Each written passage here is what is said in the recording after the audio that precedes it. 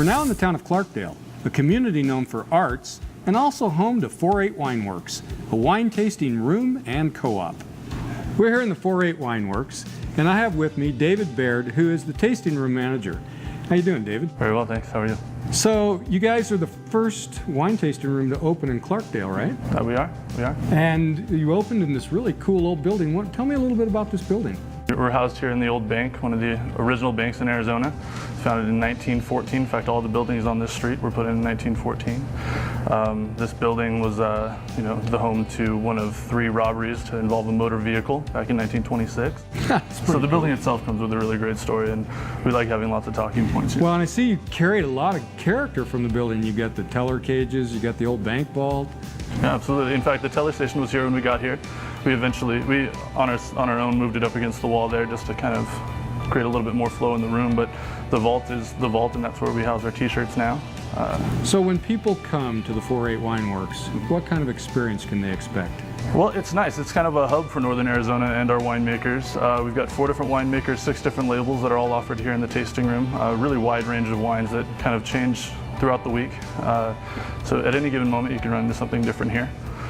Currently, we've got about 30 or so different wines. And you got a cool bar with some beer too, right? Yeah, we've also got some draft beer on tap. We don't want to punish people for having preferences, so come on in and have a beer or wine. Either way, it's special stuff. And then you also have some food? Yeah, we've got a really nice cheese plate and some charcuterie, and again, that stuff changes often as well. Well, thanks for letting me know a little bit more about your operations. Now I think I need to talk to Chris and find a little bit more about the wine co-op that goes on here.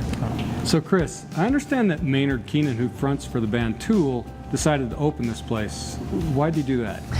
Well, he's a creative and generous human being, so I think he sensed that there was a lot of talent around him, bunches of winemakers that are working behind the scenes that had no financial backing to be able to purchase equipment. So he thought, oh, if I can open a cooperative winemaking studio, I'll keep some of these talents around, which helps him too, because then they all communicate and there's a really nice symbiosis that happens. So this is more of a co-op wine place then? It is. So there's a co-op winery and then there's a co-op tasting room. So the wine is made down in Camp Verde and then the wine is sold here in Clarkdale. How many different people are making wine? There's 4 different winemakers at this point. There's a college up here also, and we're hoping to bring some of that talent in as it graduates.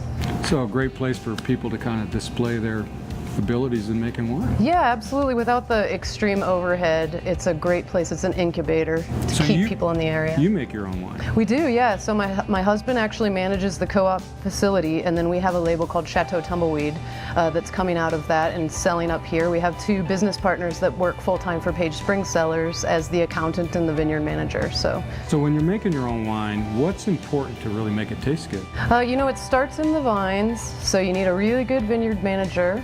You're trying to bottle the chemical communication that happens in nature every year, so you're hoping that the vines are producing in a really nice, and they're cropped at the right place, and then the movement is proper, and then the winemaker, influences it however he wants to, but hopefully not. Joe believes in not a lot of influence, just trying to really get what happened on the vines into the bottle. All right, so how do you really find a good bottle of wine? Well, you come to cooperative winemaking studios so you can taste other people at once, but also it's really important to have your own perception and decide what you like and then stick with that for a while, because it changes just like any kind of taste, and so you can shift, your perception shifts, and to keep open. If you don't like a Merlot one day, you might find one you like later, so don't put any walls up. Well, I really appreciate you letting me come in and take a look at this cool place. It's rad, isn't it? Yeah, it is. Cool.